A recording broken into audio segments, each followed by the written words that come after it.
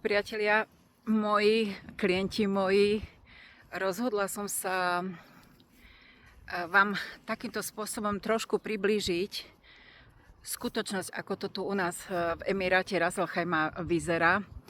Pýtate sa ma, že prečo som tu ostala a prečo som neodišla tak, jak ostatní odišli. Ja vám to jednoducho poviem, že prečo.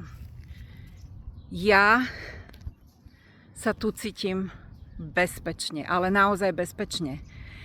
Napriek tomu, že počúvam niekedy večer v noci nad morom detonácie, takisto počujem, je už pomenej, je to pravda, že posledné dni už je toho málo, ale 16 počujem, ako lietajú. A to je vždy pre mňa dôvod, prečo sa fakt nemusím báť. Viem, že máme najlepšiu protivzdušnú obranu na svete, Emiráty. Štatisticky okolo 92-93% armáda zachytí všetkých rakiet a šahidov, ktoré letia okolo nás. Tým, že sme najbližší Emirát, sme od ostrova iránskeho len okolo 70 km a od pobrežia od 150 do 200 km. My to tu najviac počujeme a najviac vidíme.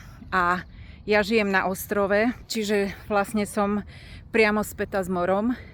Toto je dôvod. Ja absolútne verím našej protivzdušnej obrane. Nikde nie je napísané, že nepokoje nemôžu vzniknúť hoci kde inde vo svete, ale tu naozaj v Emirátoch sa aj cítim byť v bezpečí. Život tu ide úplne normálne.